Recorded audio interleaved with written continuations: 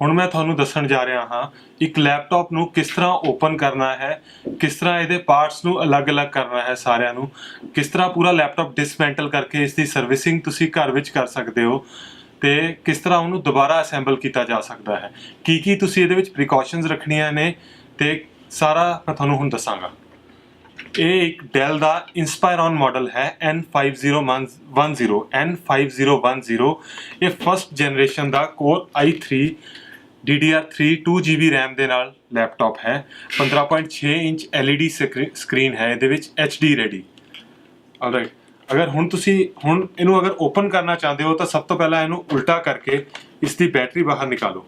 ਕੋਈ ਵੀ ਲੈਪਟਾਪ ਕਦੇ ਵੀ ਓਪਨ ਕਰਨਾ ਹੈ ਉਸ ਦੀ ਬੈਟਰੀ ਬਾਹਰ ਨਿਕਾਲਣਾ ਸਭ ਤੋਂ ਜ਼ਰੂਰੀ ਹੈ, ਕਿਉਂਕਿ ਅਗਰ ਬੈਟਰੀ ਅੰਦਰ ਲੱਗੀ ਹੋਏਗੀ ਇਹਦੇ ਵਿੱਚ ਇਹ ਨਹੀਂ ਕਿ ਲੈਪਟਾਪ ਬੰਦ ਪਿਆ ਹੈ, ਲੈਪਟਾਪ ਦਾ ਸਰਕਟ ਐਕਟਿਵ ਸਟੇਟ 'ਚ ਰਹਿੰਦਾ ਹੈ। ਜਿਹੜਾ ਸਟੈਂਡ ਬਾਈ ਸਰਕਟ ਹੁੰਦਾ ਹੈ ਉਹ ਐਕਟਿਵ ਸਟੇਟ ਦੇ ਵਿੱਚ ਰਹਿੰਦਾ ਹੈ। ਇਹ ਬੈਟਰੀ 10 ਵੋਲਟਸ ਦੀ ਆਊਟਪੁੱਟ ਦਿੰਦੀ ਹੈ, 10 ਵੋਲਟਸ, ਜਿਹੜਾ ਕਿ ਅੰਦਰ ਜਾ ਕੇ 19 ਵੋਲਟਸ ਦੇ ਅੰਦਰ ਕਨਵਰਟ ਹੋ ਕੇ ਪੂਰੇ ਸਰਕਟ ਦੇ ਵਿੱਚ ਘੁੰਮਦਾ ਹੈ ਤੇ ਲੈਪਟਾਪ ਚਾਹੇ ਬੰਦ ਹੈ ਤੁਹਾਡਾ ਤਾਂ ਵੀ ਇਹ ਵੋਲਟੇਜ ਸਰਕਟ ਦੇ ਅੰਦਰ ਰਹਿੰਦੀ ਹੈ। ਅਗਰ ਤੁਸੀਂ ਸਕਰੂ ਓਪਨ ਕਰ ਰਹੇ ਹੋ ਉਹ ਕਿਸੇ ਮੈਟਲ ਦੇ ਨਾਲ ਅੰਦਰ ਟੱਚ ਹੋ ਗਿਆ ਤੇ ਉਹ ਸ਼ਾਰਟ ਸਰਕਟ ਕਰ ਸਕਦਾ ਹੈ, ਇਸ ਲਈ ਬੈਟਰੀ ਸਭ ਤੋਂ ਪਹਿਲਾਂ ਬਾਹਰ ਨਿਕਾਲਣੀ ਚਾਹੀਦੀ ਹੈ। ਔਰ ਉਸ ਤੋਂ ਬਾਅਦ ਤੁਸੀਂ ਸਾਰੇ ਸਕਰੂਜ਼ ਓਪਨ ਕਰੋ, ਇਸ ਦੇ ਜਿੰਨੇ ਵੀ ਸਕਰੂਜ਼ ਨੇ। ਇਸ ਦੇ ਲਈ ਤੁਹਾਨੂੰ ਇੱਕ ਫਿਲਿਪਸ ਹੈਡ ਦਾ ਸਕਰੂ ਡਰਾਈਵਰ ਚਾਹੀਦਾ ਹੈ, ਛੋਟੇ ਵਾਲਾ। ਤੇ ਸਾਰੇ ਸਕਰੂਜ਼ ਓਪਨ ਕਰੋ ਇਹਦੇ।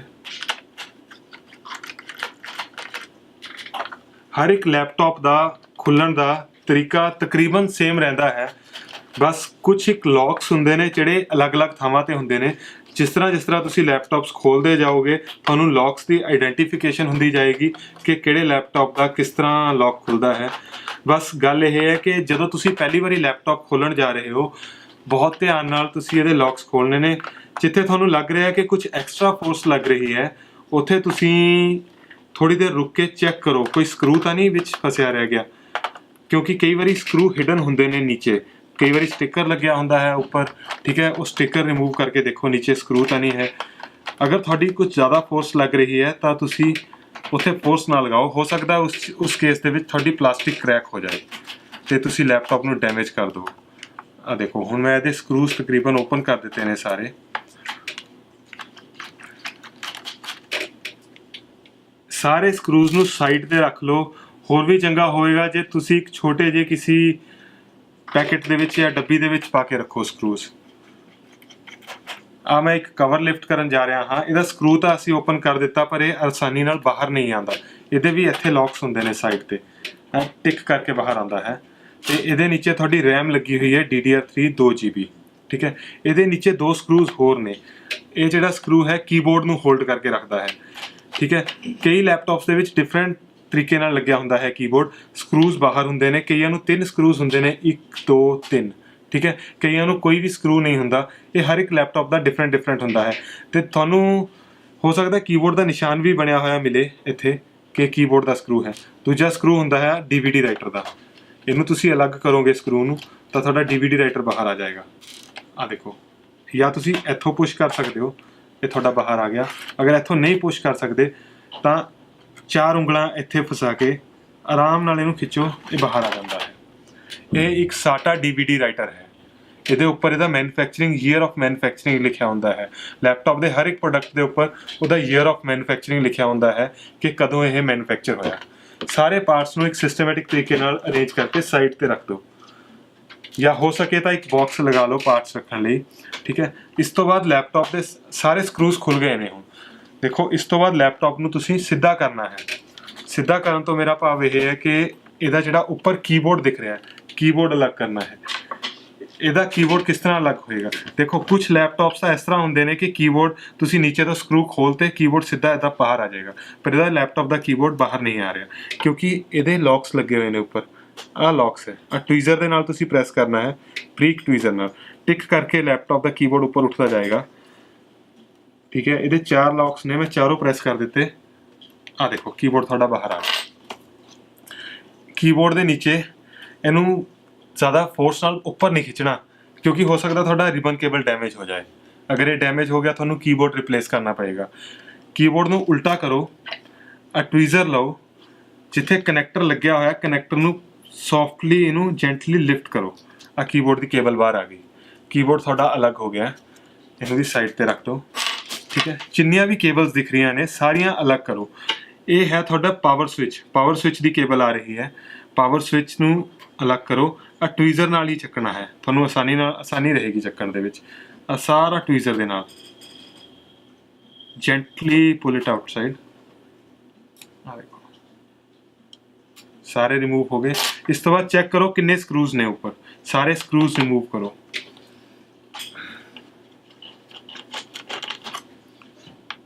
ਸਾਰੇ ਸਕਰੂਜ਼ ਰਿਮੂਵ ਹੋ ਗਏ। ਉਸ ਤੋਂ ਬਾਅਦ ਤੁਹਾਡਾ ਕਵਰ ਬਾਹਰ ਆ ਜਾਏਗਾ।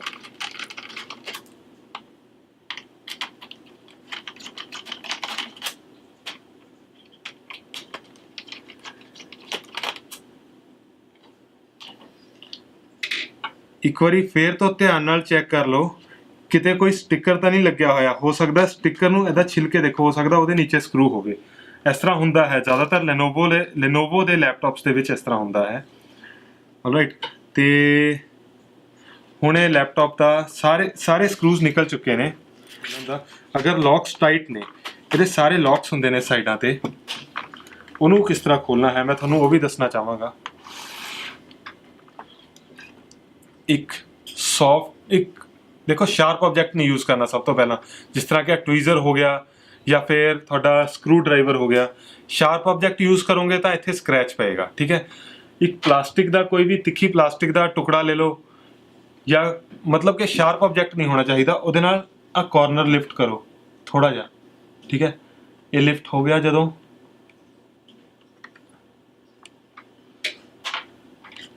ਮੈਂ ਬੜੇ ਪਿਆਰ ਨਾਲ ਜੈਂਟਲੀ ਇਸ ਸਕਰੂ ਡਰਾਈਵਰ ਨਾਲ ਇਹਨੂੰ ਲਿਫਟ ਕਰਨ ਜਾ ਰਿਹਾ ਹਾਂ। ਅਗਰ ਤੁਸੀਂ ਸਕਰੂ ਡਰਾਈਵਰ ਯੂਜ਼ ਕਰ ਰਹੇ ਹੋ ਤਾਂ ਬੜੇ ਧਿਆਨ ਨਾਲ, ਬੜੇ ਤਰੀਕੇ ਨਾਲ ਇਹਨੂੰ ਲਿਫਟ ਕਰੋ, ਔਰ ਉਸ ਤੋਂ ਬਾਅਦ ਇਹਨੂੰ ਜੈਂਟਲੀ ਇਸ ਤਰ੍ਹਾਂ ਘੁਮਾ ਦਿਓ। ਆ ਦੇਖੋ ਲੌਕਸ ਖੁੱਲਦੇ ਜਾਣਗੇ, ਸਾਰੇ ਪਾਸੇ ਘੁਮਾ ਦਿਓ, ਟਿਕ ਟਿਕ ਕਰਕੇ ਲੌਕਸ ਖੁੱਲ ਜਾਣਗੇ ਸਾਰੇ, ਤੇ ਤੁਹਾਡਾ ਇਹ ਅਲੱਗ ਹੋ ਜਾਏਗਾ। ਅਗਰ ਕ੍ਰੈਕਿੰਗ ਨੋਇਜ਼ ਆਉਂਦੀ ਹੈ, ਟਿਕ ਦੀ ਨੋਇਜ਼ ਆਉਂਦੀ ਹੈ, ਤਾਂ ਉਹਦੇ ਵਿੱਚ ਡਰਨ ਵਾਲੀ ਜ਼ਰੂਰਤ ਨਹੀਂ ਹੈ ਕੋਈ ਵੀ, ਕਿਉਂਕਿ ਇਹ ਲੌਕ ਓਪਨ ਹੋਣ ਦੀ ਆਵਾਜ਼ ਹੈ, ਕੁਝ ਹੋਰ ਨਹੀਂ ਹੈ। ਦੇਖੋ ਇਹ ਤੁਹਾਡੇ ਲੈਪਟਾਪ ਦਾ ਐਕਸਪਲੋਡਡ ਵਿਊ ਹੈ। ਇਹ ਤੁਹਾਡੀ ਹਾਰਡ ਡਿਸਕ ਹੈ। ਅੱਜ ਕੱਲ੍ਹ ਨਵੀਂ ਟੈਕਨੋਲੋਜੀ ਦੀ ਹਾਰਡ ਡਿਸਕ ਚੱਲ ਪਈਆਂ ਨੇ, SSD। ਇਹ ਸੋਲਿਡ ਸਟੇਟ ਡਰਾਈਵ ਲੱਗੀ ਹੋਈ ਹੈ। ਇਹਦੇ ਵਿੱਚ ਕੋਈ ਵੀ ਮਕੈਨੀਕਲ ਪਾਰਟ ਨਹੀਂ ਹੁੰਦਾ, ਮੂਵਿੰਗ ਪਾਰਟ ਨਹੀਂ ਹੁੰਦਾ। ਜਿਸ ਤਰ੍ਹਾਂ ਕਿ ਪੁਰਾਣੀਆਂ ਹਾਰਡ ਡਿਸਕ ਜਿਹੜੀਆਂ ਹੁੰਦੀਆਂ ਸੀ, ਉਹਦੇ ਵਿੱਚ ਇੱਕ ਸਪਿੰਡਲ ਮੋਟਰ ਲੱਗੀ ਹੁੰਦੀ ਸੀ। ਮੈਂ ਤੁਹਾਨੂੰ ਉਹ ਵੀ ਦਿਖਾ ਦਿੰਦਾ ਇਹਦੇ ਨਾਲ ਰੱਖ ਕੇ। ਆਹ ਪੁਰਾਣੀ ਟੈਕਨੋਲੋਜੀ ਦੀ ਹਾਰਡ ਡਰਾਈਵ ਹੈ। ਅੱਜ ਕੱਲ੍ਹ ਵੀ ਚੱਲਦੀਆਂ ਨੇ, ਪਰ ਇਹ ਆਊਟਡੇਟਡ ਹੋ ਰਹੀਆਂ ਨੇ ਹੁਣ। ਇਹਦੇ ਵਿੱਚ ਇੱਕ ਮੈਗਨੈਟਿਕ ਡਿਸਕ ਲੱਗੀ ਹੁੰਦੀ ਹੈ, ਰੋਟੇਟਿੰਗ ਡਿਸਕ, ਜਿਹਨੂੰ ਕਿ ਇੱਕ ਸਪਿੰਡਲ ਮੋਟਰ ਘੁਮਾਉਂਦੀ ਹੈ 5400 RPM, 5400 ਰੋਟੇਸ਼ਨ ਪਰ ਮਿੰਟ ਤੇ। ਇਹ ਹਾਰਡ ਡਿਸਕ ਦੀ ਸਪੀਡ ਸਲੋ ਹੁੰਦੀ ਹੈ, ਠੀਕ ਹੈ। ਜਿਹੜੀ ਆਹ ਸੋਲਿਡ ਸਟੇਟ ਡਰਾਈਵ ਅੱਜ ਦੀ ਡੇਟ ਵਿੱਚ ਚੱਲ ਰਹੀਆਂ ਨੇ, ਇਹ ਵੀ ਮੈਂ ਤੁਹਾਨੂੰ ਨਿਕਾਲ ਕੇ ਦਿਖਾ ਦਿੰਦਾ ਹਾਂ। ਇਹ ਤੁਹਾਡੀ ਸੋਲਿਡ ਸਟੇਟ ਡਰਾਈਵ ਹੈ, ਇਹ ਤੁਹਾਡੀ ਨਾਰਮਲ ਹਾਰਡ ਡਿਸਕ ਹੈ। ਦੇਖੋ ਕਨੈਕਟਰਸ ਦੋਨਾਂ ਦੇ ਸੇਮ ਨੇ, SATA ਕਨੈਕਟਰ, ਬਟ ਇਹ ਸੋਲਿਡ ਸਟੇਟ ਡਰਾਈਵ ਹੈ। ਇਹਨੂੰ ਤੁਸੀਂ ਸੁੱਟ ਵੀ ਦਿਓ ਤਾਂ ਵੀ ਇਹਨੂੰ ਕੁਝ ਨਹੀਂ ਹੁੰਦਾ, ਬਟ ਇਹ ਹਾਈਟ ਤੋਂ ਗਿਰ ਗਈ ਤਾਂ ਖਤਮ ਹੋ ਜਾਏਗੀ, ਖਤਮ ਹੋ ਸਕਦੀ ਹੈ। 80% ਚਾਂਸ ਹੈ ਇਹਦੇ ਖਤਮ ਹੋਣ ਦੇ। ਇਹਦੇ ਵਿੱਚ ਡਾਟਾ ਟ੍ਰਾਂਸਫਰ ਰੇਟ ਹੁੰਦਾ ਹੈ 6 Gbps, 6 GB ਪਰ ਸੈਕਿੰਡ।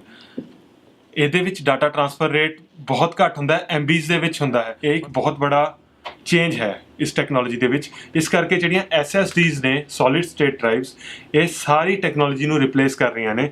ਮੈਂ ਇਹਦੇ ਵਿੱਚ ਲਗਾ ਕੇ ਦੇਖੀ ਹੈ ਇਸ ਲੈਪਟਾਪ ਦੇ ਵਿੱਚ, ਤੇ ਮੈਨੂੰ ਬਹੁਤ ਜ਼ਿਆਦਾ ਡਿਫਰੈਂਸ ਮਿਲਿਆ ਹੈ।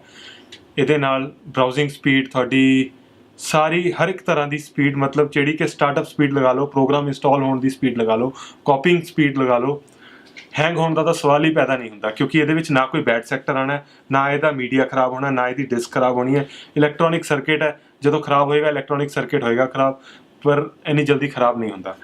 ਹੁਣ ਮੈਂ ਤੁਹਾਨੂੰ ਇਸ ਤੋਂ ਬਾਅਦ ਇਹਦੇ ਆਹ ਸਪੀਕਰਸ ਨੇ ਸਾਈਡ ਤੇ 2 ਲੱਗੇ ਹੋਏ ਸਪੀਕਰਸ, ਮੈਂ ਤੁਹਾਨੂੰ ਕੱਢ ਕੇ ਦਿਖਾ ਦਿੰਦਾ ਹਾਂ।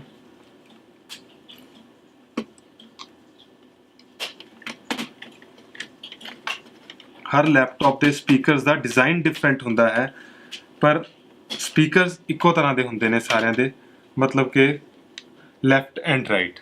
ਇਹ ਤੁਹਾਡੀ ਇੱਕ ਵਾਇਰ ਹੈ, ਇਹ ਜਾ ਰਹੀ ਹੈ ਤੁਹਾਡੀ ਕਾਰਡ ਰੀਡਰ ਨੂੰ। ਇਹ ਤੁਹਾਡਾ ਹੈ ਕਾਰਡ ਰੀਡਰ। ਜਿਸ ਤਰ੍ਹਾਂ ਕਿ ਤੁਹਾਡੇ ਕੈਮਰਾਸ ਦੇ ਕਾਰਡ ਹੋ ਗਏ, ਵੀਡੀਓ ਕੈਮਰਾਸ ਦੇ ਜਾਂ ਡਿਜੀਟਲ ਕੈਮਰਾ ਦੇ, ਮੋਬਾਈਲ ਫੋਨ ਦੇ ਕਾਰਡਸ ਨੇ, ਇਸ ਸਲੋਟ ਦੇ ਅੰਦਰ ਤੁਸੀਂ ਇਹਨੂੰ ਪਾ ਕੇ ਐਕਸੈਸ ਕਰ ਸਕਦੇ ਹੋ। ਇਹ ਤੁਹਾਡਾ ਕਾਰਡ ਰੀਡਰ ਹੋ ਗਿਆ, ਠੀਕ ਹੈ। ਇੱਕ ਚੀਜ਼ ਹੁੰਦੀ ਹੈ ਇਹਦੇ ਵਿੱਚ ਬਲੂਟੁੱਥ ਮੋਡਿਊਲ। ਬਲੂਟੁੱਥ, ਇਹ ਤੁਹਾਡਾ ਬਲੂਟੁੱਥ ਮੋਡਿਊਲ ਹੈ। ਸਾਰੇ ਪਾਰਟਸ ਨੂੰ ਇੱਕ ਸਾਈਡ ਤੇ ਰੱਖੀ ਜਾਓ ਧਿਆਨ ਨਾਲ। ਇਸ ਜਗ੍ਹਾ ਤੇ ਤੁਹਾਡੀ LCD LED ਜਿਹੜੀ ਹੈਗੀ ਹੈ, LED ਸਕਰੀਨ ਤੁਹਾਡੀ ਕਨੈਕਟਡ ਹੈ ਇਸ ਕੇਬਲ ਦੇ ਨਾਲ। ਆ ਦੇਖੋ, ਤੇ ਤੁਹਾਡੇ ਫਰੰਟ ਪੈਨਲ ਸਾਰੇ ਇੱਥੇ ਹੀ ਕਨੈਕਟਡ ਨੇ ਇਹਨਾਂ ਪੋਰਟਸ ਦੇ ਨਾਲ। ਇੱਕ ਤੁਹਾਡਾ ਵਾਈਫਾਈ ਕਾਰਡ ਹੁੰਦਾ ਹੈ, ਇਹ ਤੁਹਾਡਾ ਵਾਈਫਾਈ ਕਾਰਡ ਹੈ ਇਸ ਜਗ੍ਹਾ ਤੇ ਇਹ ਵਾਈਫਾਈ ਦੇ ਐਂਟੀਨਾਸ ਨੇ। ਇਹ ਐਂਟੀਨਾਸ ਇੱਥੋਂ ਨਿਕਲ ਕੇ ਸਕਰੀਨ ਦੇ ਅੰਦਰ ਆ ਰਹੇ ਨੇ, ਦੋਨੋਂ ਵਾਇਰਸ ਦੋਨੋਂ ਤਰਫ ਨੂੰ, ਲੈਫਟ ਔਰ ਰਾਈਟ ਤੇ। ਅਗਰ ਤੁਸੀਂ ਇਹ ਐਂਟੀਨਾਸ ਅਲੱਗ ਕਰ ਦਿੰਦੇ ਹੋ, ਇਹਨੂੰ ਅਲੱਗ ਕਿਸ ਤਰ੍ਹਾਂ ਕਰਨਾ ਹੈ ਮੈਂ ਤੁਹਾਨੂੰ ਉਹ ਵੀ ਦੱਸਣਾ ਚਾਹਾਂਗਾ। ਇਹਨੂੰ ਜ਼ਿਆਦਾ ਫੋਰਸ ਨਾਲ ਨਹੀਂ ਪੁਸ਼ ਕਰਨਾ, ਇੱਕ ਟਵੀਜ਼ਰ ਲੈ ਕੇ ਜਾਂ ਤਾਂ ਉੱਪਰ ਤੋਂ ਜੈਂਟਲੀ ਲਿਫਟ ਕਰ ਦਿਓ, ਜ਼ਿਆਦਾ ਫੋਰਸ ਨਹੀਂ ਲਗਾਣੀ ਇਹਨੂੰ ਪੁੱਲ ਕਰਨ ਲਈ, ਕਿਉਂਕਿ ਇਹਦੇ ਵਿੱਚ ਇੱਕ ਬਰੀਕ ਪਿਨ ਹੁੰਦੀ ਹੈ, ਉਹ ਬ੍ਰੇਕ ਹੋ ਸਕਦੀ ਹੈ। ਇਸ ਜਗ੍ਹਾ ਤੇ ਇੱਕ ਪਿਨ ਲੱਗੀ ਹੁੰਦੀ ਹੈ, ਅਗਰ ਬ੍ਰੇਕ ਹੋ ਗਈ ਤਾਂ ਤੁਹਾਡਾ ਐਂਟੀਨਾ ਦੁਬਾਰਾ ਨਹੀਂ ਫਿੱਟ ਬੈਠੇਗਾ। ਅਗਰ ਤੁਸੀਂ ਵਾਈਫਾਈ ਦਾ ਐਂਟੀਨਾ ਨਹੀਂ ਵੀ ਲਗਾਉਂਦੇ ਤਾਂ ਵੀ ਤੁਹਾਡਾ ਵਾਈਫਾਈ ਕਾਰਡ ਕੰਮ ਕਰੇਗਾ, ਬਸ ਇਹਦੀ ਸਿਗਨਲ ਰਿਸੈਪਸ਼ਨ ਤੁਹਾਡੀ ਘਟ ਜਾਏਗੀ ਤੇ ਥੋੜੀ ਦੂਰੀ ਤੱਕ ਜਾ ਕੇ ਸਿਗਨਲ ਛੱਡ ਦੇਗਾ। ਇਹ ਤੁਹਾਡਾ ਵਾਈਫਾਈ ਕਾਰਡ ਹੈ। ਵਾਇਰਲੈਸ LAN, ਇਹ ਇੰਟੈਲ ਦਾ ਵਾਇਰਲੈਸ LAN ਹੈ, ਮਤਲਬ ਵਾਇਰਲੈਸ ਕਾਰਡ ਹੈ। ਇੰਟੈਲ ਦਾ ਗ੍ਰਾਫਿਕ, ਇੰਟੈਲ ਦਾ ਡਰਾਈਵਰ ਹੈ ਇਸ ਵਾਇਰਲੈਸ LAN ਦੇ ਵਿੱਚ। ਵਾਈਫਾਈ ਕਾਰਡ ਕਹਿੰਦੇ ਹਾਂ ਆਪਾਂ ਇਹਨੂੰ। ਇਹ ਤਾਂ ਹੋ ਗਿਆ ਤੁਹਾਡਾ ਵਾਈਫਾਈ ਕਾਰਡ। ਹੁਣ ਮੈਂ ਇਸ ਦਾ ਮਦਰਬੋਰਡ ਅਲੱਗ ਕਰਕੇ ਦਿਖਾਵਾਂਗਾ ਤੁਹਾਨੂੰ। ਇਸ ਦੀ ਸਰਵਿਸਿੰਗ ਦੇ ਵਿੱਚ ਮੇਨ ਚੀਜ਼ ਕੀ ਹੁੰਦੀ ਹੈ ਇੱਕ ਲੈਪਟਾਪ ਦੀ ਸਰਵਿਸਿੰਗ ਦੇ ਵਿੱਚ? ਲੈਪਟਾਪ ਦੇ ਮਦਰਬੋਰਡ ਦੇ ਉੱਪਰ ਜਿੰਨੇ ਵੀ ਸਕਰੂਜ਼ ਤੁਹਾਨੂੰ ਦਿਖ ਰਹੇ ਨੇ, ਸਾਰੇ ਸਕਰੂਜ਼ ਅਲੱਗ ਕਰੋ। ਕੋਈ ਵੀ ਸਕਰੂ ਲੱਗਿਆ ਨਹੀਂ ਰਹਿਣਾ ਚਾਹੀਦਾ। ਉਸ ਤੋਂ ਬਾਅਦ ਬੜੇ ਧਿਆਨ ਨਾਲ ਜੈਂਟਲੀ ਇਹਨੂੰ ਲੈਪਟਾਪ ਦੇ ਮਦਰਬੋਰਡ ਨੂੰ ਬਾਹਰ ਨਿਕਾਲੋ। ਇਹ ਰਿਹਾ ਜੀ ਇੱਕ ਲੈਪਟਾਪ ਦਾ ਮਦਰਬੋਰਡ। ਇਹ ਦਾ ਬੈਕ ਸਾਈਡ ਪੋਰਸ਼ਨ ਹੈ, ਠੀਕ ਹੈ। ਪ੍ਰੋਸੈਸਰ ਲੱਗਿਆ ਹੋਇਆ ਹੈ, ਰੈਮ, ਪ੍ਰੋਸੈਸਰ ਦਾ ਕੂਲਿੰਗ ਫੈਨ। ਇਹਦੇ ਵਿੱਚ ਤੁਸੀਂ ਡਸਟ ਦੇਖ ਸਕਦੇ ਹੋ, ਮੈਂ ਇੱਥੇ ਹੱਥ ਫੇਰ ਕੇ ਤੁਹਾਨੂੰ ਡਸਟ ਦਿਖਾ ਰਿਹਾ ਹਾਂ। ਇਹ ਡਸਟ ਸਾਰੀ ਫੈਨ ਦੇ ਅੰਦਰ ਵੀ ਇਸੇ ਤਰ੍ਹਾਂ ਹੋਏਗੀ। ਸਰਵਿਸਿੰਗ ਦੇ ਵਿੱਚ ਮੇਨ ਚੀਜ਼ ਹੈ ਇਹਦੀ ਕੂਲਿੰਗ, ਜਿਹੜੀ ਟੈਕਨੋਲੋਜੀ ਹੈ ਉਹਦੀ ਕਲੀਨਿੰਗ। ਅਗਰ ਕੂਲਿੰਗ ਇਕਵਿਪਮੈਂਟ ਤੁਹਾਡਾ ਕਲੀਨ ਹੈ ਤਾਂ ਤੁਹਾਡਾ ਲੈਪਟਾਪ ਠੰਡਾ ਰਹੇਗਾ, ਵਧੀਆ ਪਰਫਾਰਮੈਂਸ ਦੇਗਾ। ਬਾਕੀ ਅੰਦਰੋਂ ਤੁਸੀਂ ਜਿਸ ਤਰ੍ਹਾਂ ਮਰਜ਼ੀ ਸਫਾਈ ਕਰੋ, ਪਰਫਾਰਮੈਂਸ ਤੋਂ ਉਹਦਾ ਕੁਝ ਲੈਣਾ ਦੇਣਾ ਨਹੀਂ ਹੈ। ਇਸ ਚੀਜ਼ ਦੀ ਕਲੀਨਿੰਗ ਸਭ ਤੋਂ ਇੰਪੋਰਟੈਂਟ ਹੈ। ਇਹ ਚੀਜ਼ ਕਲੀਨ ਹੋਣੀ ਚਾਹੀਦੀ ਹੈ ਤੇ ਮੈਂ ਤੁਹਾਨੂੰ ਹੁਣ ਦੱਸਣ ਜਾ ਰਿਹਾ ਇਹਨੂੰ ਕਿਸ ਤਰ੍ਹਾਂ ਕਲੀਨ ਕੀਤਾ ਜਾ ਸਕਦਾ ਹੈ। ਸਭ ਤੋਂ ਪਹਿਲਾਂ ਤਾਂ ਪ੍ਰੋਸੈਸਰ ਦੇ ਜਿਹੜੇ ਸਕਰੂਜ਼ ਨੇ, ਜੈਂਟਲੀ ਸਾਰੇ ਸਕਰੂਜ਼ ਲੂਜ਼ ਕਰੋ।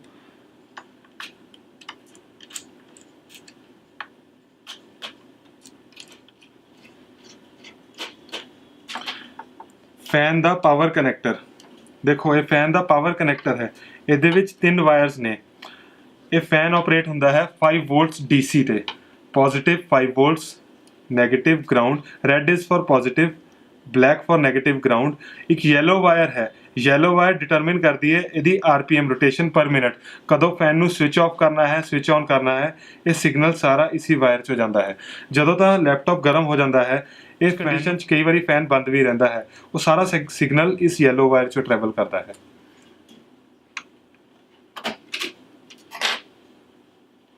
ਰਾਈਟ, ਇਹ ਰਿਹਾ ਤੁਹਾਡਾ ਪ੍ਰੋਸੈਸਰ। ਫੈਨ ਦੇ ਨੀਚੇ Core i3 ਫਸਟ ਜਨਰੇਸ਼ਨ। ਇਹ ਪ੍ਰੋਸੈਸਰ ਦੀ ਸਪਲਾਈ ਦੀਆਂ ਕੋਇਲਸ ਨੇ, VRM ਕੋਇਲਸ ਕਹਿ ਦਿੰਦੇ ਆਪਾਂ ਇਹਨਾਂ ਨੂੰ, ਠੀਕ ਹੈ। ਪ੍ਰੋਸੈਸਰ ਦੀ ਵੋਲਟੇਜ ਰੈਗੂਲੇਟਰ ਮੋਡਿਊਲ ਹੁੰਦਾ ਹੈ VRM, ਜਿਹੜਾ ਕਿ ਪ੍ਰੋਸੈਸਰ ਨੂੰ ਵੋਲਟੇਜ ਸਪਲਾਈ ਕਰਦਾ ਹੈ, ਠੀਕ ਹੈ। ਇੱਥੇ ਤੁਹਾਡੀ ਹਾਰਡ ਡਿਸਕ ਕਨੈਕਟਡ ਸੀਗੀ। ਆਹ ਤੁਹਾਡੇ ਆਡੀਓ ਪੋਰਟਸ ਨੇ, ਮਾਈਕਰੋਫੋਨ ਤੇ ਹੈਡਫੋਨ। ਤੇ ਇੱਕ ਮੈਂ ਤੁਹਾਨੂੰ ਗੱਲ ਦੱਸਣਾ ਚਾਹਾਂਗਾ, ਅੱਜ ਕੱਲ੍ਹ VGA ਪੋਰਟਸ ਦੀ ਜਗ੍ਹਾ ਤੇ HDMI ਪੋਰਟ ਆ ਰਿਹਾ ਹੈ, ਹਾਈ ਡੈਫੀਨੇਸ਼ਨ ਮੀਡੀਆ ਇੰਟਰਫੇਸ। ਪਹਿਲਾਂ ਲੈਪਟਾਪਸ ਦੇ ਵਿੱਚ VGA ਪੋਰਟ ਆਉਂਦਾ ਸੀਗਾ। ਇਹਦੇ ਨਾਲ ਤੁਸੀਂ ਐਕਸਟਰਨਲ ਮੋਨੀਟਰ, ਪ੍ਰੋਜੈਕਟਰ ਜਾਂ LCD ਸਕਰੀਨ ਕੁਝ ਵੀ ਕਨੈਕਟ ਕਰ ਸਕਦੇ ਹੋ, ਠੀਕ ਹੈ। ਤੇ ਇਸ ਜਗ੍ਹਾ ਤੇ ਆ ਗਿਆ ਤੁਹਾਡਾ DVD ਰਾਈਟਰ। ਮੈਂ ਤੁਹਾਨੂੰ ਐਕਸਟਰਨਲ ਇੱਥੇ ਅਸੈਂਬਲੀ ਕਰਕੇ ਦਿਖਾ ਦਿੰਦਾ ਹਾਂ ਲੈਪਟਾਪ ਦੀ। ਇਹ ਰਿਹਾ ਇਸ ਦਾ DVD ਰਾਈਟਰ, ਇਹ ਰਹੀ ਹਾਰਡ ਡਿਸਕ, ਠੀਕ ਹੈ। ਤੇ ਇਹ ਤੁਹਾਡਾ ਕੀਬੋਰਡ ਇਸ ਤਰੀਕੇ ਨਾਲ ਲੱਗੇਗਾ ਔਰ ਤੁਹਾਡੀ ਜਿਹੜੀ LCD ਸਕਰੀਨ ਹੈ ਉਹ ਤੁਹਾਡੀ ਇਸ ਜਗ੍ਹਾ ਤੇ ਲੱਗੇਗੀ ਤੇ ਬਾਕੀ ਤੁਹਾਡਾ ਇੱਕ ਪਾਵਰ ਕਨੈਕਟਰ ਹੈ। ਪਾਵਰ ਕਨੈਕਟਰ ਲਗਾ ਕੇ ਪਾਵਰ ਕਨੈਕਟਰ ਮਦਰਬੋਰਡ ਦੇ ਵਿੱਚ ਆ ਤੁਹਾਡਾ ਪਾਵਰ ਕਨੈਕਟਰ ਹੈ, ਠੀਕ ਹੈ। ਇਹ ਬੋਰਡ ਇਹਦੇ ਨਾਲ ਇਸ ਜਗ੍ਹਾ ਤੇ ਕਨੈਕਟ ਕਰਕੇ ਇਸ ਲੈਪਟਾਪ ਦਾ ਸਰਕਟ ਪੂਰਾ ਹੋ ਗਿਆ। ਲੈਪਟਾਪ ਇੰਨਾ ਹੁੰਦਾ ਹੈ ਸਿਰਫ, ਬਾਕੀ ਤੁਹਾਡੀ ਸਿਰਫ ਪਲਾਸਟਿਕ ਹੈ, ਹੋਰ ਕੁਝ ਨਹੀਂ ਹੈ। ਇੱਕ ਮਦਰਬੋਰਡ ਸਭ ਤੋਂ ਇੰਪੋਰਟੈਂਟ ਪਾਰਟ ਹੈ ਲੈਪਟਾਪ ਦਾ। ਔਰ ਮਦਰਬੋਰਡ ਇਹਦੇ ਵਿੱਚ ਧਿਆਨ ਰੱਖਣ ਵਾਲੀਆਂ ਜਿਹੜੀਆਂ ਗੱਲਾਂ ਨੇ ਮਦਰਬੋਰਡ ਦੇ ਵਿੱਚ, ਮੈਂ ਤੁਹਾਨੂੰ ਇਹ ਦੱਸਣ ਜਾ ਰਿਹਾ ਹਾਂ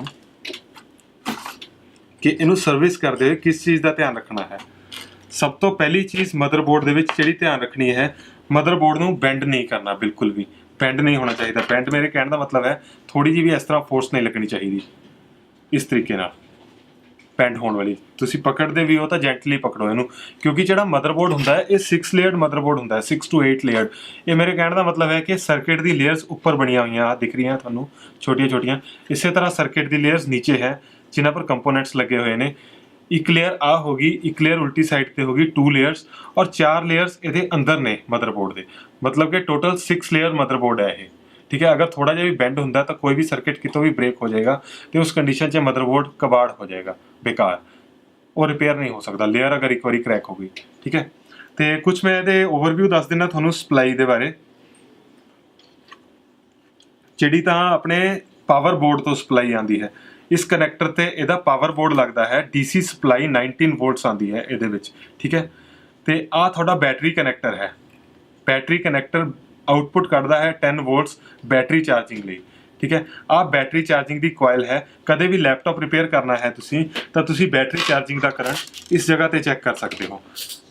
ਲੈਪਟਾਪ ਦਾ ਮਲਟੀਮੀਟਰ 20 ਵੋਲਟਸ ਤੇ ਸੈੱਟ ਕਰਕੇ, ਠੀਕ ਹੈ। ਇਹਦੀ ਇੱਕ ਪ੍ਰੋਬ ਗਰਾਊਂਡ ਤੇ ਰੱਖੋ। ਗਰਾਊਂਡ ਕਿਤੇ ਵੀ ਕਰ ਸਕਦੇ ਹੋ। ਆ ਦੇਖੋ ਤੁਹਾਨੂੰ ਮੈਟਲ ਕੰਟੈਕਟਸ ਦਿਖ ਰਹੇ ਆ, ਗਰਾਊਂਡ ਹੈ ਸਾਰੇ, ਇੱਕ ਗਰਾਊਂਡ ਤੇ ਕਰ ਦਿਓ, ਠੀਕ ਹੈ। ਇਹਦੇ ਵਿੱਚ ਬੈਟਰੀ ਲਗਾ ਕੇ ਲੈਪਟਾਪ ਨੂੰ ਸਪਲਾਈ ਦੇ ਕੇ ਇਹਦੀ ਵਾਇਰ, ਇਹਦੀ ਪਿਨ ਤੇ ਤੁਸੀਂ ਚੈੱਕ ਕਰ ਸਕਦੇ ਹੋ ਕਿਹੜੀ ਪਿਨ ਤੇ 10 ਵੋਲਟਸ ਆ ਰਹੇ ਨੇ ਔਰ ਇਹਦੇ ਜਿੰਨੇ ਵੀ ਸਿਗਨਲਸ ਸਕੈਮੈਟਿਕ ਡਾਇਗਰਾਮ ਦੇ ਵਿੱਚ ਦਿਖਾਈ ਦੇ ਰਹੇ ਨੇ ਉਹ ਸਿਗਨਲਸ ਤੁਸੀਂ ਚੈੱਕ ਕਰ ਸਕਦੇ ਹੋ। ਬਟ ਇਹ ਤੁਸੀਂ ਆਪ ਨਹੀਂ ਕਰ ਸਕਦੇ, ਇਹ ਲੈਪਟਾਪ ਰਿਪੇਅਰ ਟੈਕਨੀਸ਼ੀਅਨ ਹੀ ਚੈੱਕ ਕਰ ਸਕਦਾ ਹੈ। ਮੈਂ ਤੁਹਾਨੂੰ ਜਸਟ ਨੌਲੇਜ ਲਈ ਦੱਸ ਰਿਹਾ ਹਾਂ। ਇਹ ਤੁਹਾਡੀ ਰੈਮ ਹੈ DDR3 2 GB। ਇਹਦੇ ਵਿੱਚ ਤੁਸੀਂ ਮੈਕਸਿਮਮ 8 GB ਰੈਮ ਲਗਾ ਸਕਦੇ ਹੋ, 4 GB ਇਹਦੇ ਵਿੱਚ, 4 GB ਇਹਦੇ ਵਿੱਚ। ਇਹਨੂੰ ਅਗਰ ਤੁਸੀਂ ਕਲੀਨ ਕਰਨਾ ਹੈ, ਕਈ ਵਾਰੀ ਕੀ ਹੁੰਦਾ ਹੈ ਡਿਸਪਲੇ ਨਹੀਂ ਆਉਂਦਾ ਸਾਡੇ ਲੈਪਟਾਪ ਦੇ ਵਿੱਚ, ਤੇ ਰੈਮ ਦੇ ਜਿਹੜੇ ਆ ਕਾਪਰ ਕੰਟੈਕਟਸ ਹੁੰਦੇ ਨੇ ਇਹ ਕਾਰਬਨ ਕੰਟੈਂਟ ਜਮਾ ਹੋ ਜਾਂਦਾ ਇਹਦੇ ਉੱਪਰ, ਠੀਕ ਹੈ। ਇਹਨੂੰ ਕਿਸ ਤਰ੍ਹਾਂ ਕਲੀਨ ਕਰਨਾ ਹੈ, ਇੱਕ ਇਰੇਜ਼ਰ ਲਓ। ਇਰੇਜ਼ਰ ਹੁੰਦੀ ਹੈ ਰਬੜ, ਜਿਹੜੀ ਪੈਨਸਲ ਆਪਾਂ ਜਿਹਦੇ ਨਾਲ ਮਿਟਾਉਂਦੇ ਆ, ਠੀਕ ਹੈ। ਉਹ ਲੈ ਕੇ ਇਹਨੂੰ ਰਬ ਕਰ ਦਿਓ ਸਾਰੇ ਨੂੰ, ਬਿਲਕੁਲ ਸ਼ਾਈਨ ਕਰੇਗਾ ਇਹ। ਸਾਰੇ ਕੰਟੈਕਟਸ ਇਹਦੇ ਰਬ ਕਰ ਦਿਓ ਇਰੇਜ਼ਰ ਦੇ ਨਾਲ। ਇਸੇ ਤਰ੍ਹਾਂ ਤੁਸੀਂ ਵਾਈਫਾਈ ਕਾਰਡ ਵੀ ਕਲੀਨ ਕਰ ਸਕਦੇ ਹੋ, ਹਾਰਡ ਡਿਸਕ ਦੇ ਕੰਟੈਕਟਸ ਵੀ ਕਲੀਨ ਕਰ ਸਕਦੇ ਹੋ, ਠੀਕ ਹੈ। ਉਸ ਤੋਂ ਬਾਅਦ ਤੁਸੀਂ ਰੈਮ ਨੂੰ ਦੁਬਾਰਾ ਅੰਦਰ ਲਗਾ ਦਿਓ। ਅਗਰ ਤੁਹਾਡੀ ਰੈਮ ਦੇ ਕੰਟੈਕਟਸ ਗੰਦੇ ਹੋਣ ਕਰਕੇ ਡਿਸਪਲੇ ਬੰਦ ਹੋਏਗਾ ਤਾਂ ਇਹ ਲਗਾਉਣ ਤੋਂ ਬਾਅਦ ਤੁਹਾਡਾ ਡਿਸਪਲੇ ਚਾਲੂ ਹੋ ਜਾਏਗਾ, ਠੀਕ ਹੈ। ਇਹਦੇ ਵਿੱਚ ਆ ਪ੍ਰੋਸੈਸਰ ਹੈ ਤੇ ਜਿਹੜੀ ਨਵੀਂ ਟੈਕਨੋਲੋਜੀ ਅੱਜ ਕੱਲ੍ਹ ਆਈ ਹੈ ਇਹਦੇ ਵਿੱਚ ਪ੍ਰੋਸੈਸਰ ਦੇ ਨਾਲ ਸਾਰਾ ਲੋਡ ਇਸ ਚਿਪ ਦੇ ਵਿੱਚ ਪਾ ਦਿੱਤਾ ਗਿਆ ਹੈ। ਇਹਨੂੰ ਕਹਿੰਦੇ ਹੈ PCH, ਪੈਰੀਫਰਲ ਕੰਟਰੋਲ ਹਬ। ਇਹ ਚਿਪ ਕੀ ਕਰਦੀ ਹੈ, ਤੁਹਾਡੇ ਕੀਬੋਰਡ ਨੂੰ ਕੰਟਰੋਲ ਕਰਦੀ ਹੈ, ਤੁਹਾਡੇ ਸਾਊਂਡ ਨੂੰ ਕੰਟਰੋਲ ਕਰਦੀ ਹੈ, ਡਿਸਪਲੇ ਨੂੰ ਕੰਟਰੋਲ ਕਰਦੀ ਹੈ, ਠੀਕ ਹੈ। ਤੇ ਤੁਹਾਡੇ DVD ਰਾਈਟਰ, ਹਾਰਡ ਡਿਸਕ, ਸਾਰੇ ਜਿੰਨੇ ਵੀ ਪੈਰੀਫਰਲਸ ਹੈ ਸਾਰਿਆਂ ਨੂੰ ਆਹੀ ਚਿਪ ਕੰਟਰੋਲ ਕਰਦੀ ਹੈ। ਪੁਰਾਣੇ ਮਦਰਬੋਰਡਸ ਦੇ ਵਿੱਚ ਕੀ ਹੁੰਦਾ ਸੀਗਾ, ਪ੍ਰੋਸੈਸਰ ਦੇ ਨਾਲ ਇੱਕ ਨਾਰਥ ਬ੍ਰਿਜ ਹੁੰਦਾ ਸੀ, ਇੱਕ ਹੁੰਦਾ ਸੀ ਸਾਊਥ ਬ੍ਰਿਜ। ਨਾਰਥ ਬ੍ਰਿਜ ਕੀ ਕਰਦਾ ਸੀ, ਡਿਸਪਲੇ ਨੂੰ ਤੇ USB ਨੂੰ ਕੰਟਰੋਲ ਕਰਦਾ ਸੀ, ਤੇ ਜਿਹੜਾ ਨੀਚੇ ਸਾਊਥ ਬ੍ਰਿਜ ਹੁੰਦਾ ਸੀ ਇਹ ਪਾਵਰ ਔਨ ਫੰਕਸ਼ਨ, ਤੁਹਾਡੇ ਈਥਰਨੈਟ ਕਾਰਡ, ਲੈਨ ਕਾਰਡ ਹੋ ਗਿਆ ਤੇ ਹੋਰ ਛੋਟੇ ਮੋਟੇ ਪੈਰੀਫਰਲਸ ਹੋ ਗਏ, ਸਾਰਿਆਂ ਨੂੰ ਉਹ ਕੰਟਰੋਲ ਕਰਦਾ ਸੀ। ਹੁਣ ਕੀ ਕੀਤਾ ਗਿਆ, ਨਾਰਥ ਬ੍ਰਿਜ ਔਰ ਸਾਊਥ ਬ੍ਰਿਜ ਦਾ ਫੰਕਸ਼ਨ ਇਕੱਠਾ ਕਰਕੇ ਆ PCH ਦੇ ਵਿੱਚ ਪਾ ਦਿੱਤਾ ਗਿਆ। ਇਹਦੇ ਨਾਲ ਕੀ ਹੈ ਕਿ ਟਰਬਲ ਸ਼ੂਟਿੰਗ ਲੈਪਟਾਪ ਦੀ ਥੋੜੀ ਆਸਾਨ ਹੋ ਗਈ ਹੈ। ਪਹਿਲਾਂ ਕੀ ਹੁੰਦਾ ਸੀ, 2 ਅਲੱਗ-ਅਲੱਗ ਚਿਪਸ ਦਾ ਫਾਲਟ ਲੱਭਣਾ ਪੈਂਦਾ ਸੀ। ਹੁਣ ਅਗਰ ਕੋਈ ਵੀ ਪੈਰੀਫਰਲ ਨਹੀਂ ਚੱਲ ਰਿਹਾ ਤਾਂ ਉਹਦੇ ਸਰਾਊਂਡਿੰਗ ਕੰਪੋਨੈਂਟਸ ਚੈੱਕ ਕਰ ਲਓ, ਅਗਰ ਉਹ ਓਕੇ ਨੇ ਤਾਂ ਚੱਕ ਕੇ ਚਿਪ ਰਿਪਲੇਸ ਕਰ ਦਿਓ। ਬਸ ਚਿਪ ਦੀ ਪ੍ਰੋਬਲਮ ਹੁੰਦੀ ਹੈ ਇਹਦੇ ਵਿੱਚ। ਇੱਕ ਹੁੰਦਾ ਇਹਦੇ ਵਿੱਚ IO controller, input output controller. ਇਹ ਕੀ ਕਰਦਾ ਹੈ, ਪਾਵਰ ਔਨ ਦੇ ਜਿੰਨੇ ਟਾਈਮਿੰਗ ਫੰਕਸ਼ਨ ਹੈ, ਪਾਵਰ ਔਨ ਸਰਕਿਟ, ਤੁਹਾਡੇ ਪੈਰੀਫਰਲਸ ਦੇ ਕੁਝ ਹੱਦ ਤੱਕ general purpose input output devices, ਸਾਰਿਆਂ ਨੂੰ ਇਹ ਕੰਟਰੋਲ ਕਰਦਾ ਹੈ। ਤੇ ਇਸ ਤੋਂ ਬਾਅਦ ਵਾਰੀ ਆਉਂਦੀ ਹੈ ਬਾਇਓਸ ਦੀ। मैं ਤੁਹਾਨੂੰ ਸਿਰਫ ਓਵਰਵਿਊ ਦੱਸ ਰਿਹਾ ਹਾਂ ਇਹਦਾ, ਕਿਉਂਕਿ ਡਿਟੇਲ ਤਾਂ ਬਹੁਤ ਐਕਸਪੈਂਡਡ ਹੈ। ਇਹ ਰਿਹਾ ਇਹਦਾ ਬਾਇਓਸ, ਬੇਸਿਕ ਇਨਪੁਟ ਆਊਟਪੁੱਟ ਸਿਸਟਮ। ਇਹ ਕੀ ਕਰਦਾ ਹੈ, ਡੇਟ ਐਂਡ ਟਾਈਮ ਸਟੋਰ ਕਰਦਾ ਹੈ ਸਾਡਾ, ਜਿੰਨੇ ਵੀ ਇਹਦੇ ਵਿੱਚ ਪੈਰੀਫਰਲ ਡਿਵਾਈਸਿਸ ਕਨੈਕਟਡ ਨੇ, ਤੁਹਾਡੀ DVD ਰਾਈਟਰ, ਹਾਰਡ ਡਿਸਕ, ਠੀਕ ਹੈ, ਤੁਹਾਡੇ रैम होगी, जो भी हो गया, सारिਆਂ ਦਾ रिकॉर्ड बायोस अपने अंदर स्टोर करके रखता है। बायोस विंडोज स्टार्ट होने तो पहला बायोस स्टार्ट होता है।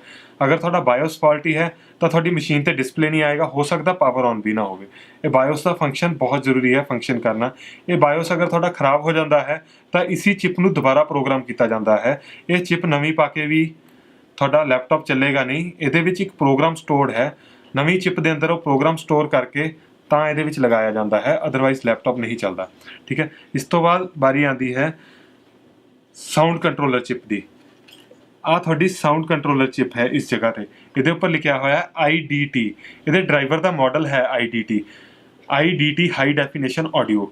ਠੀਕ ਹੈ, ਇਹ ਤੁਸੀਂ ਕਿਸ ਤਰ੍ਹਾਂ ਪਹਿਚਾਣ ਸਕਦੇ ਹੋ ਕਿ ਕਿਹੜੀ ਚਿਪ ਕਿਹੜੇ ਪੈਰੀਫਰਲ ਦੀ ਹੈ। ਜਨਰਲੀ ਜਿਹੜੇ ਵੀ ਪੈਰੀਫਰਲਸ ਹੁੰਦੇ ਨੇ, ਜਿਵੇਂ ਸਾਊਂਡ ਹੋ ਗਈ, ਈਥਰਨੈਟ ਹੋ ਗਿਆ, ਲੈਨ ਕਾਰਡ, ਸਾਊਂਡ ਦੇ ਪੋਰਟਸ ਦੇ ਲਾਗੇ ਸਾਊਂਡ ਚਿਪ ਲੱਗੀ ਹੁੰਦੀ ਹੈ, ਈਥਰਨੈਟ ਪੋਰਟ ਦੇ ਲਾਗੇ ਈਥਰਨੈਟ ਦੀ ਚਿਪ ਲੱਗੀ ਹੁੰਦੀ ਹੈ। ਠੀਕ ਹੈ, ਤੇ ਪ੍ਰੋਸੈਸਰ ਦੇ ਲਾਗੇ VRM ਦੀ ਚਿਪ ਹੈ, ਵੋਲਟੇਜ ਰੈਗੂਲੇਟਰ ਮੋਡਿਊਲ। ਅਗਰ ਤੁਹਾਡਾ ਲੈਪਟਾਪ ਔਨ ਹੋ ਰਿਹਾ ਹੈ, ਵੀਡੀਓ ਨਹੀਂ ਆ ਰਿਹਾ, ਤਾਂ ਉਹਦੇ ਕਈ ਕਾਰਨ ਹੋ ਸਕਦੇ ਨੇ। ਇੱਕ ਤਾਂ ਤੁਹਾਡਾ ਰੈਮ ਦਾ ਫਾਲਟ ਹੋ ਸਕਦਾ, ਤੁਹਾਨੂੰ ਮੈਂ ਦੱਸ ਦਿੱਤਾ। ਠੀਕ ਹੈ, ਦੂਜਾ ਹੋ ਸਕਦਾ ਤੁਹਾਡਾ VRM section, voltage regulator module faulty ਹੋਵੇ। ਉਹਦਾ ਕਿਸ ਤਰ੍ਹਾਂ ਪਤਾ ਲਗਾਉਣਾ ਹੈ, ਤੁਸੀਂ ਲੈਪਟਾਪ ਓਪਨ ਕਰੋ, ਅਸੈਂਬਲੀ ਕਰੋ, ਇਹਨੂੰ ਪਾਵਰ ਔਨ ਕਰਕੇ ਦੇਖੋ, ਪ੍ਰੋਸੈਸਰ ਤੇ ਹੱਥ ਰੱਖ ਕੇ ਹਲਕਾ ਜਿਹਾ ਵੀ ਗਰਮ ਹੋ ਰਿਹਾ ਕਿ ਨਹੀਂ। ਅਗਰ ਇਹ ਹਲਕਾ ਜਿਹਾ ਵੀ ਗਰਮ ਨਹੀਂ ਹੋ ਰਿਹਾ ਤਾਂ ਤੁਹਾਡਾ ਵੋਲਟੇਜ ਰੈਗੂਲੇਟਰ ਮੋਡਿਊਲ ਦਾ ਸੈਕਸ਼ਨ ਖਰਾਬ ਹੈ। ਇਹਨੂੰ ਆਪਾਂ VRM ਸੈਕਸ਼ਨ ਕਹਿੰਦੇ ਹਾਂ। ਆਹ ਚਿਪ ਹੈ, ਇਹਦੀ ਚਿਪ ਦਾ ਨੰਬਰ ਵੀ ਹੁੰਦਾ ਹੈ ਇਹਦੇ ਉੱਪਰ, ਪਰ ਇਹ ਮਾਈਕਰੋਸਕੋਪ ਦੇ ਅੰਦਰ ਦਿਖੇਗਾ, ਸੌਰੀ ਮੈਗਨੀਫਾਈਂਗ ਲੈਂਸ ਦੇ ਅੰਦਰ ਦਿਖੇਗਾ। ਇਹ ਪ੍ਰੋਸੈਸਰ ਨੂੰ ਸਪਲਾਈ ਦਿੰਦੀ ਹੈ ਚਿਪ। ਅਗਰ ਇਹ ਚਿਪ ਜਾਂ ਇਸ ਸੈਕਸ਼ਨ ਦੇ ਵਿੱਚ ਕੋਈ ਵੀ ਫਾਲਟ ਹੈ, ਤੁਹਾਡਾ ਪ੍ਰੋਸੈਸਰ ਹੀਟ ਨਹੀਂ ਹੋਏਗਾ, ਲੈਪਟਾਪ ਡਿਸਪਲੇ ਨਹੀਂ ਦੇਗਾ। ਠੀਕ ਹੈ, ਡਿਸਪਲੇ ਖਰਾਬ ਹੋਣ ਦਾ ਇੱਕ ਕਾਰਨ ਹੈ ਰੈਮ, ਦੂਜਾ ਕਾਰਨ ਹੈ VRM chip, voltage regulator module. ਠੀਕ ਹੈ, ਤੀਜਾ ਇੱਕ ਹੋਰ ਕਾਰਨ ਹੈ PCH ਚਿਪ, ਪੈਰੀਫਰਲ ਕੰਟਰੋਲ ਹਬ। ਇਹ ਵੀ ਤੁਹਾਡੀ ਖਰਾਬ ਹੋ ਸਕਦੀ ਹੈ। ਇਹਨੂੰ ਡਿਟੈਕਟ ਕਰਨ ਲਈ ਤੁਹਾਨੂੰ ਸਭ ਤੋਂ ਪਹਿਲਾਂ ਤਾਂ ਇਸ ਚਿਪ ਨੂੰ BGA ਸਟੇਸ਼ਨ ਦੇ ਵਿੱਚ ਲੈ ਕੇ ਉਹਨੂੰ ਰੀਫਲੋ ਕਰਕੇ ਦੇਖੋ। ਰੀਫਲੋ ਦਾ ਮਤਲਬ ਹੈ ਕਿ BGA ਸਟੇਸ਼ਨ ਦੇ ਵਿੱਚ ਰੱਖ ਕੇ ਉਹਨੂੰ ਹੀਟ ਲਗਾ ਕੇ ਦੇਖੋ। ਅਗਰ ਤਾਂ ਹੀਟ ਲਗਾਉਣ ਨਾਲ ਡਿਸਪਲੇ ਆ ਗਿਆ ਤਾਂ ਮੀਨਸ ਇਹ ਚਿਪ ਤੁਹਾਡੀ ਰੀਬॉल ਕਰਕੇ ਚੱਲ ਜਾਏਗੀ। ਰੀਬॉलिंग ਹੁੰਦੀ ਹੈ ਕਿ ਚਿਪ ਨੂੰ ਬਾਹਰ ਨਿਕਾਲੋ, ਦੁਬਾਰਾ ਬॉल्स ਲਗਾਓ, ਫਿਰ ਤੋਂ ਚਿਪ ਬਿਠਾਓ। ਉਹਦੇ ਨਾਲ ਸਾਰੇ ਕੰਟੈਕਟਸ ਫਰੈਸ਼ ਬਣ ਜਾਂਦੇ ਨੇ ਤੇ ਚਿਪ ਦੀ ਜਿਹੜੀ ਕੰਟੈਕਟਸ ਹੁੰਦੇ ਆ ਸਾਰੇ ਪ੍ਰੋਪਰ ਜੁਆਇੰਟ ਹੋ ਕੇ ਲੌਂਗਰ ਲਾਈਫ ਦਿੰਦੇ ਨੇ। ਅਗਰ ਤੁਸੀਂ ਇਕੱਲੀ ਹੀਟ ਲਗਾ ਦਿੰਦੇ ਹੋ ਤਾਂ ਉਹ ਤੁਹਾਡਾ 2 ਜਾਂ 3 ਮਹੀਨੇ ਬਾਅਦ ਫਿਰ ਖਰਾਬ ਹੋ ਜਾਏਗਾ। ਉਹ ਚਾਲੂ ਰਿਪੇਅਰ ਦੇ ਵਿੱਚ ਗਿਣਿਆ ਜਾਂਦਾ ਹੈ, ਮਤਲਬ ਕਿ ਇੱਕ ਫਾਲਸ ਰਿਪੇਅਰ ਕਹਿ ਲੈਂਦੇ ਆਪਾਂ ਉਹਨੂੰ। ਡਿਸਪਲੇ ਦੇ ਤਾਂ ਇਹ ਫਾਲਟਸ ਹੋ ਗਏ। ਇੱਕ ਹੋਰ ਡਿਸਪਲੇ ਦਾ ਫਾਲਟ ਹੋ ਸਕਦਾ ਹੈ ਤੁਹਾਡੀ ਫਲੈਕਸ ਕੇਬਲ। ਜਿਹੜੀ ਫਲੈਕਸ ਕੇਬਲ ਉਹਨੂੰ ਕਹਿੰਦੇ ਆ, ਜਿਹੜੀ ਆਪਣੀ LCD ਪੋਰਟ ਤੋਂ ਲੈ ਕੇ LCD ਤੱਕ ਜਾਂਦੀ ਹੈ। ਕੀ ਹੁੰਦਾ ਹੈ ਕਿ ਇੱਥੋਂ VGA ਕੇਬਲ ਤੁਹਾਡੀ ਨਿਕਲੀ, ਫਲੈਕਸ ਕੇਬਲ, ਸਪੋਜ਼ ਕਰੋ ਆਹ ਫਲੈਕਸ ਕੇਬਲ ਇੱਥੋਂ ਨਿਕਲੀ, ਆਹ LCD ਤੱਕ ਗਈ। ਇਹਦੇ ਵਿੱਚ ਇੱਕ ਮੂਵਿੰਗ ਪਾਰਟ ਆਉਂਦਾ ਹੈ ਜਿਹੜਾ ਕਿ ਤੁਹਾਡਾ ਲੈਪਟਾਪ ਦਾ LCD ਪੈਨਲ ਹੈ। ਇਸ ਤਰ੍ਹਾਂ ਬੈਂਡ ਹੋ ਕੇ ਸਾਰਾ LCD ਪੈਨਲ ਕੇਬਲ ਨੂੰ ਰੋਜ਼ ਡੇਲੀ ਮੋੜਦਾ ਹੈ ਤੇ ਤੁਹਾਡੀ ਕੇਬਲ ਇਸ ਜਗ੍ਹਾ ਤੋਂ ਕਰੈਕ ਵੀ ਹੋ ਸਕਦੀ ਹੈ।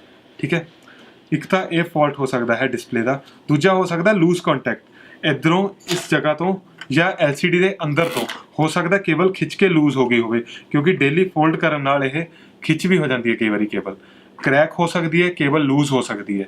ਠੀਕ ਹੈ, ਇਹ ਦੋ ਫਾਲਟਸ ਹੋ ਸਕਦੇ ਨੇ। ਤੀਜਾ ਫਾਲਟ ਹੋ ਸਕਦਾ ਤੁਹਾਡੀ LCD ਸਕਰੀਨ ਹੀ ਖਰਾਬ ਹੋਵੇ, ਉਹ ਤੁਹਾਨੂੰ ਰਿਪਲੇਸ ਕਰਕੇ ਦੂਜੀ ਸਕਰੀਨ ਲਗਾ ਕੇ ਪਤਾ ਲੱਗੇਗਾ।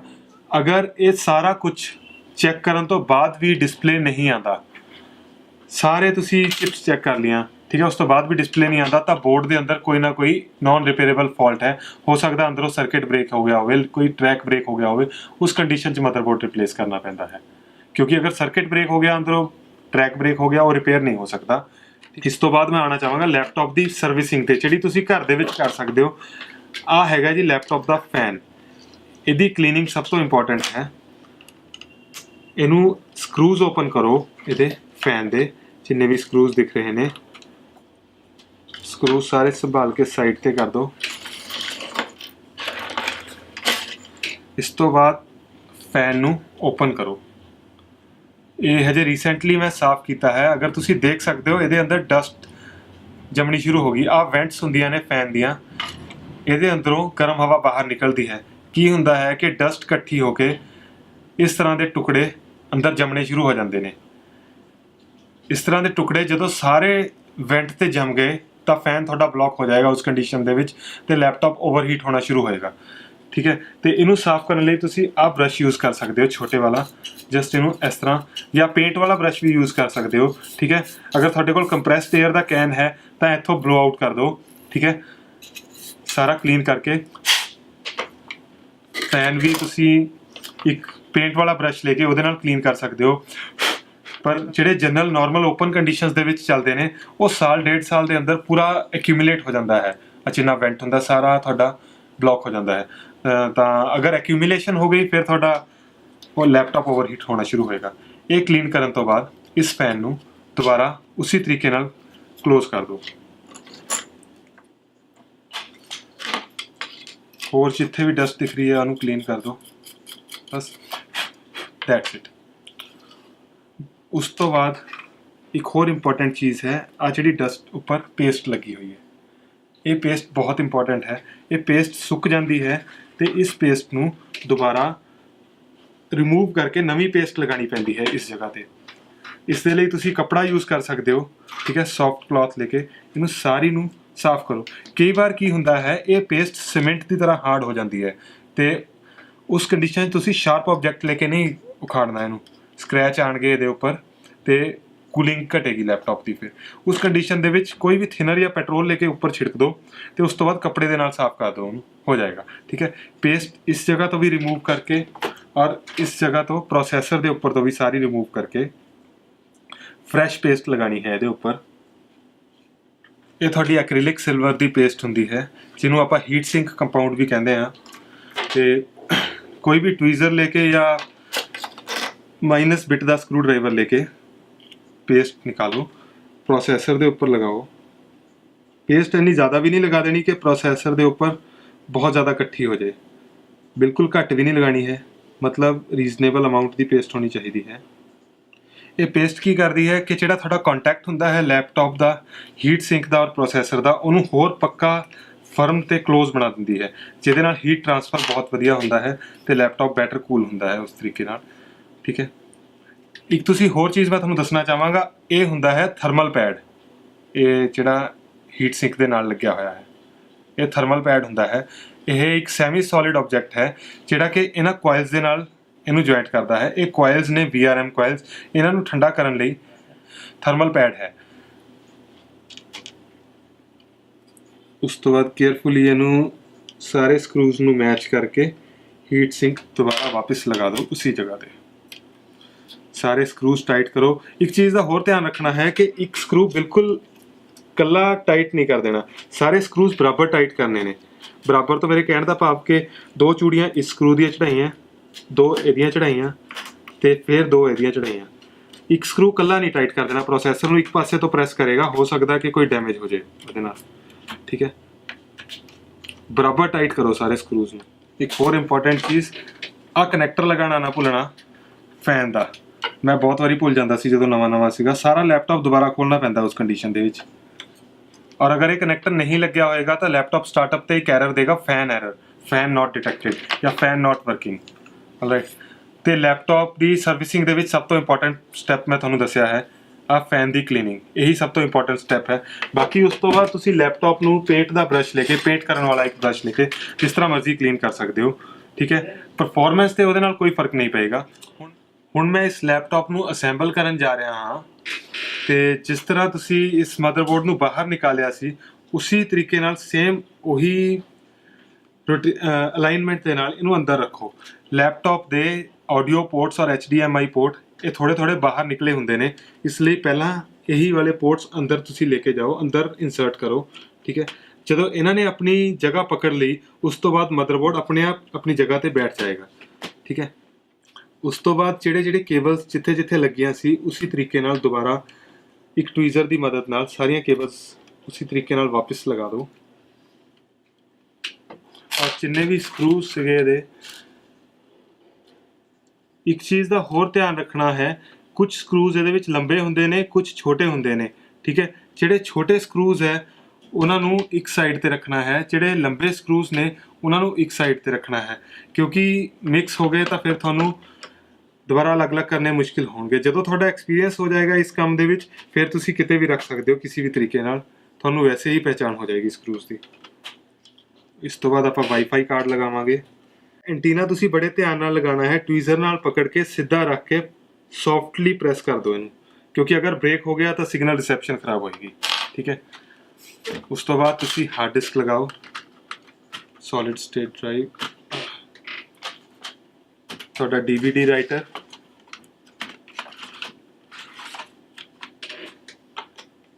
ਔਰ ਜੋ ਕੋਈ ਵੀ ਮਦਰਬੋਰਡ ਦਾ ਸਕਰੂ ਉੱਪਰ ਦਾ ਸੀਗਾ ਉਹ ਮਦਰਬੋਰਡ ਦਾ ਸਕਰੂ ਵਾਪਸ ਲਗਾ ਦਿਓ ਉसी जगह पे। स्पीकर्स फिट करने ने ਇਹਦੇ जो भी ਪੈਰੀਫਰਲ ਜਿੱਥੋਂ ਵੀ ਕੱਢਿਆ ਸੀ ਉਹਨੂੰ ਵਾਪਸ ਉसी ਜਗ੍ਹਾ ਤੇ ਲਗਾਉਣਾ ਬਹੁਤ ਜ਼ਰੂਰੀ ਹੈ। ਲੈਪਟਾਪਸ ਦੇ ਜਿੰਨੇ ਵੀ ਪੈਰੀਫਰਲਸ ਅਸੀਂ ਬਾਹਰ ਨਿਕਾਲੇ ਸੀ, speakers, hard disk, DVD writer, card reader, bluetooth, wifi card, connecting wires, LCD cable, CRT cable है, एक्सटर्नल CRT केबल और USB पोर्ट ਇਹਦੇ ਨਾਲ ਕਨੈਕਟਡ ਹੈ। ਸਾਰੇ ਇੱਕ ਵਾਰੀ ਥੋਰਲੀ ਕ੍ਰਾਸ ਚੈੱਕ ਕਰ ਲਓ ਕਿ ਕੁਝ ਰਹਿ ਤਾਂ ਨਹੀਂ ਗਿਆ ਤੁਹਾਡਾ ਇਹਦੇ ਵਿੱਚ। ਰਾਈਟ, ਇਸ ਤੋਂ ਬਾਅਦ ਆਪਾਂ ਹੁਣ ਇਹਨੂੰ ਕਲੋਜ਼ ਕਰਾਂਗੇ। ਇਹਦੇ ਵਿੱਚ ਇੱਕ ਚੀਜ਼ ਹੋਰ ਹੈ, ਟੱਚ ਪੈਡ। ਇਹ ਤੁਹਾਡਾ ਟੱਚ ਪੈਡ ਹੁੰਦਾ ਹੈ ਜੀ, ਇਹਨੂੰ ਸਟਿੱਕਰ ਲੱਗਿਆ ਹੋਇਆ ਹੈ ਇਹਨੂੰ ਹੋਲਡ ਕਰਨ ਲਈ। ਬੜਾ ਜੈਂਟਲੀ ਇਸ ਕੇਬਲ ਨੂੰ ਉਤਾਰ ਕੇ ਤੁਸੀਂ ਟੱਚ ਪੈਡ ਦੇਖ ਸਕਦੇ ਹੋ। ਅਗਰ ਕਦੇ ਤੁਹਾਡਾ ਮਾਊਸ ਨਹੀਂ ਚੱਲਦਾ, ਬਟਨਸ ਨਹੀਂ ਚੱਲਦੇ, ਤਾਂ ਇਹਦੇ ਨੀਚੇ ਬਟਨਸ ਲੱਗੇ ਹੁੰਦੇ ਨੇ, ਉਹ ਬਟਨਸ ਤੁਹਾਡੇ ਖਰਾਬ ਹੋ ਸਕਦੇ ਨੇ ਜਾਂ ਇੰਟਾਇਰਲੀ ਟੱਚ ਪੈਡ ਖਰਾਬ ਹੋ ਸਕਦਾ ਹੈ। ਇਸ ਕੰਡੀਸ਼ਨ ਦੇ ਵਿੱਚ ਆਹ ਸਕਰੂ ਓਪਨ ਕਰਕੇ ਇਸ ਨੂੰ ਬਾਹਰ ਨਿਕਾਲਿਆ ਜਾ ਸਕਦਾ ਹੈ ਔਰ ਇਹ ਟੱਚ ਪੈਡ ਪੂਰਾ ਰਿਪਲੇਸ ਹੁੰਦਾ ਹੈ, ਰਿਪੇਅਰ ਨਹੀਂ ਹੁੰਦਾ ਕਦੇ ਵੀ। ਟੱਚ ਪੈਡ ਹਮੇਸ਼ਾ ਰਿਪਲੇਸ ਹੁੰਦਾ ਹੈ, ਰਿਪੇਅਰ ਬਹੁਤ ਰੇਅਰ ਚਾਂਸਿਸ ਦੇ ਵਿੱਚ ਹੁੰਦਾ ਹੈ। ਰਿਪੇਅਰ ਸਿਰਫ ਬਟਨ ਹੁੰਦੇ ਨੇ, ਟੱਚ ਪੈਡ ਨਹੀਂ ਰਿਪੇਅਰ ਹੁੰਦਾ। ਜਿਸ ਤਰੀਕੇ ਨਾਲ ਇਹਨੂੰ ਓਪਨ ਕੀਤਾ ਸੀ ਉਸੇ ਤਰੀਕੇ ਨਾਲ ਸਾਰੇ ਲੌਕਸ ਟਿਕ ਟਿਕ ਕਰਕੇ ਬੰਦ ਹੋਣਗੇ। ਟਿਕ ਟਿਕ ਦੀ ਸਾਊਂਡ ਆਏਗੀ। ਕੇਅਰਫੁਲੀ ਟਵੀਜ਼ਰ ਲੈ ਕੇ ਜਾਂ ਹੱਥ ਨਾਲ, ਜਿਸ ਤਰ੍ਹਾਂ ਵੀ ਤੁਸੀਂ ਕੰਫਰਟੇਬਲ ਸਮਝੋ, ਇਹ ਕੇਬਲ ਸਾਰੀਆਂ ਵਾਪਸ ਉਸੇ ਜਗ੍ਹਾ ਤੇ ਲਗਾਓ। ਹੁਣ ਆਉਂਦੀ ਹੈ ਸਕਰੂਜ਼ ਦੀ ਵਾਰੀ। ਜਿੱਥੋਂ ਸਕਰੂਜ਼ ਨਿਕਾਲੇ ਸੀ ਉਹੀ ਸਕਰੂਜ਼ ਵਾਪਸ ਉਸੇ ਜਗ੍ਹਾ ਤੇ ਲਗਾਣੇ ਨੇ। ਅਗਰ ਤੁਸੀਂ ਇਹ ਸਕਰੂਜ਼ ਓਪਨਿੰਗ ਜਾਂ ਕਲੋਜ਼ਿੰਗ ਵੇਲੇ ਟਾਈਮ ਬਚਾਉਣਾ ਚਾਹੁੰਦੇ ਹੋ ਤਾਂ ਇੱਕ ਇਲੈਕਟ੍ਰਿਕ ਸਕਰੂ ਡਰਾਈਵਰ ਵੀ ਆਉਂਦਾ ਹੈ, ਮੋਟਰਾਈਜ਼ਡ, ਤੁਸੀਂ ਉਹ ਯੂਜ਼ ਕਰ ਸਕਦੇ ਹੋ। ਉਹਦੇ ਨਾਲ ਤੁਹਾਡੇ ਸਕਰੂਜ਼ ਜਲਦੀ ਓਪਨ ਔਰ ਬੰਦ ਹੋ ਜਾਂਦੇ ਨੇ, ਤੁਹਾਡਾ ਥੋੜਾ ਜਿਹਾ ਟਾਈਮ ਜ਼ਿਆਦਾ ਸੇਵ ਹੁੰਦਾ ਹੈ। ਹੁਣ ਵਾਰੀ ਹੈ ਕੀਬੋਰਡ ਦੀ।